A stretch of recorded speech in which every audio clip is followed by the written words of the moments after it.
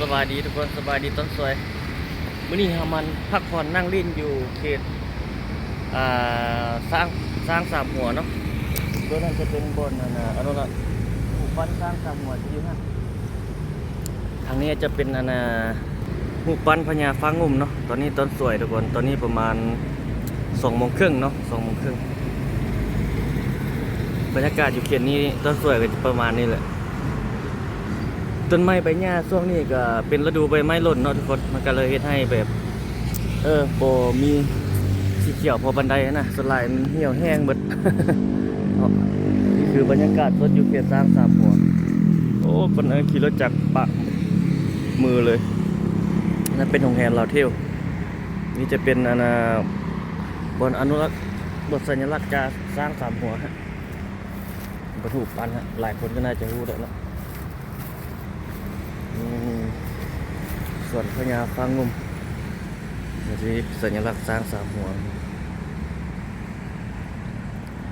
บรรยากาศทุกคนอากาศร้อนใบไม้ใบหญ้าก็หล่นหมด พุ่งไม้เนาะน้ำแรงเลยมันพูดมันเปิดเลยมันเปิดก็เปิดโอ้มาทางเบื้องนี่นะมีโรงแรมเพิ่มมาตั้งนี่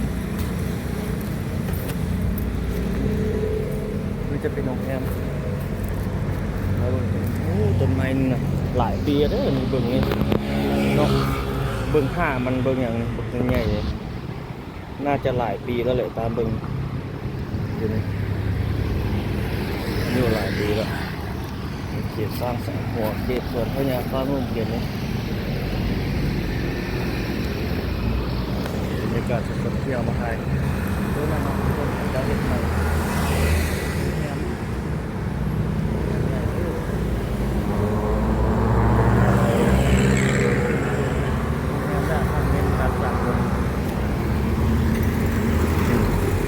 ซุ่มสวนสากลให้หวานเคมปิกสกี้โฮงแฮมและอพาร์ตเมนต์สากลกำลังสร้างอยู่โอ้หรูหราเนี่ยมีโฮงแฮมหรูหราระดับสากลเนาะที่กำลังมาเฮ็ดอยู่บ้านเฮา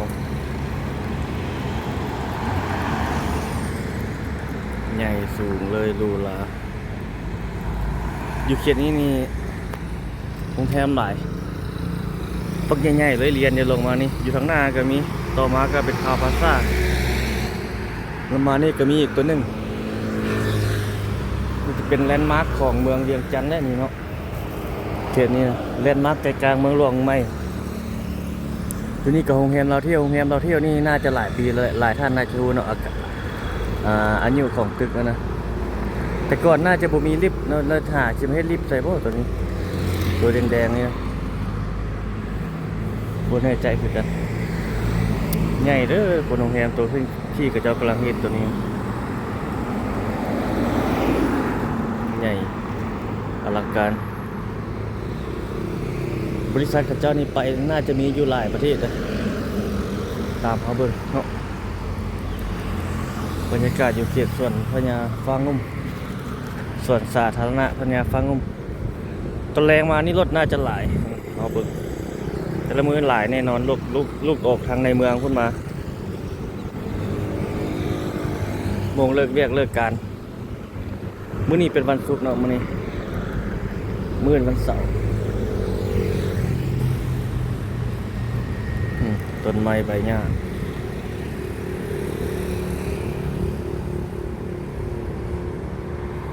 หลายรถรางพาหนะบ้านเฮาตอนแรงมานับมือนับหลายเนาะ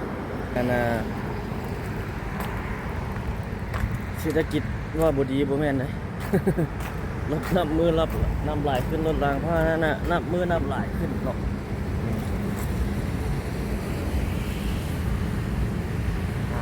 หากินรายได้ของแต่ละครอบครัวแต่ละบุคคลบ่คือกันบางคนได้รายการบางคนเฮ็ดธุรกิจบางคนก็รับจ้างขายให้งานขึ้นตามความสามารถของใครเราว่าเฮ็ดอาชีพอย่างเนาะบางคนก็เฮ็ดธุรกิจบางคนก็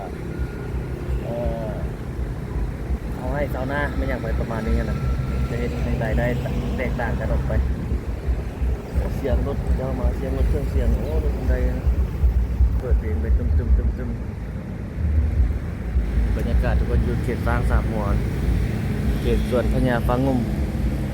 นี่จะฟ้างุ่มหูปันจะฟ้างุ่มมหาราชอันนี้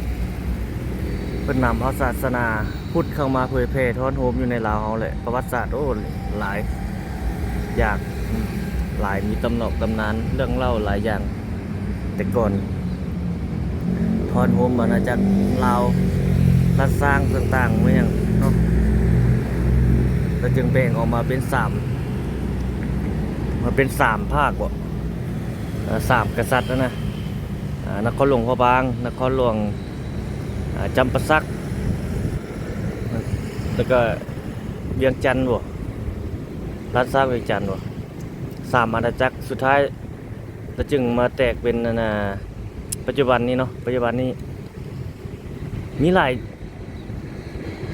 โอ้ถ้าเล่ามานี่ดนทุกคนเลยถ้าเฮาฮู้ข้อมูลอย่างละเอียดก่อนจริงคือว่าอันนี้เฮาฮู้คร่าวๆแบบเฮาจื้อแบบนั้นเนาะโอ้แดดนี่ยังเปรี้ยงๆอยู่เลยยังร้อนเติบเลยนั่งนี่รถก็หลายว่า5-6 นาทีคลิปนี้ปูลมทุกท่านเนาะพาเบิ่งบรรยากาศสดอยู่เขตพะเนี่ยสร้าง3หัวนี่ทุกคนเอาคลิปนี้ประมาณนี้ทุกคน ขอบใจเนาะที่รับชมทุกคนพบกันใหม่ในวิดีโอถัดไปโอ้เขาลงนะนบดีแบบธรรมดามี FC มัน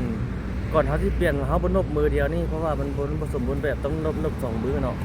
แต่เพราะว่าถ้าเขาบนนบ2 มือมันต้องนบก็ได้ก้มหัวเอาซะเปลี่ยนแบบใหม่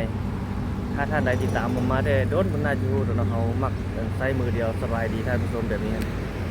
FC เพราะว่ามันบ่เหมาะสมเนาะเอาเบิ่งก็ผสมบูรณ์แบบต้องใช้2 มือในการนบเนาะเพื่อคนต่างประเทศ3 คนท่านเบิ่งนี่รถอัดส้มๆก็จะขี่มาในตัวนี้อย่างนี้บางคนขี่แล้วไปทีมซ้ายทีมซ้ายเนาะถ้าเขาขี่ดีมันก็ดีเนาะ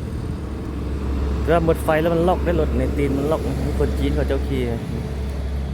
สแกนขี่สบาย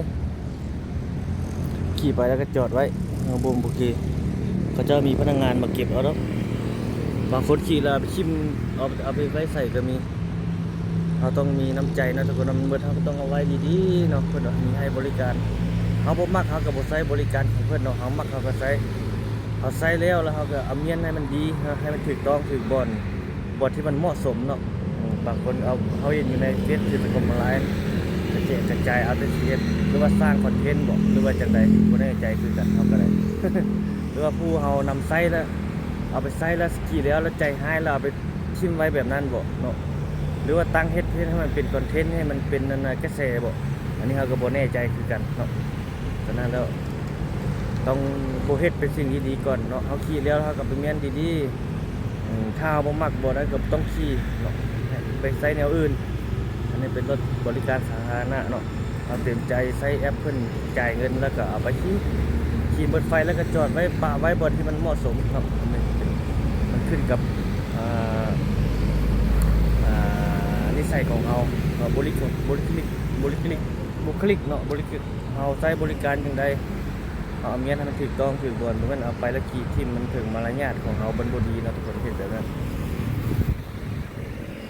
นิสัยคนเรามันต้องเพื่อแผ่ปะสุภาพเนาะเอาใช้แล้วเขาไปขี่แล้วก็เมียนมันต้องไปทำลายของไฟของบริษัทใดก็คือกันมันก็เป็นของเพิ่นกิจการของเพิ่นเขาบ่มักเขาก็บ่ต้องไปใช้บริการของเพิ่นเนาะบ่ต้องไปกวนเพิ่นปาไว้หยุดใจกันจุดนั้นมันบ่งบอกถึงนิสัยของคนเฮาหมดทุกคนอยู่ในสังคมเด้ทุกคนถ้าเขาจะเห็นแบบนั้นโอ้นิสัยคนเฮานี่บ่ดีบ่ขี่มาแล้วเฮ็ดเป็นแบบนั้นเนาะถ้ายิ่งยกตัวอย่างว่าเจ้าของกิจการเป็นของคนต่างประเทศซะสินะถ้าเป็นของคนต่างประเทศนี่เขาจะโอ้นิสัยคนลาวนี่เฮ็ดอยู่เป็นแบบนี้บ่สิก็มีได้เนาะเพิ่นก็เว้าให้แบบนี้เด้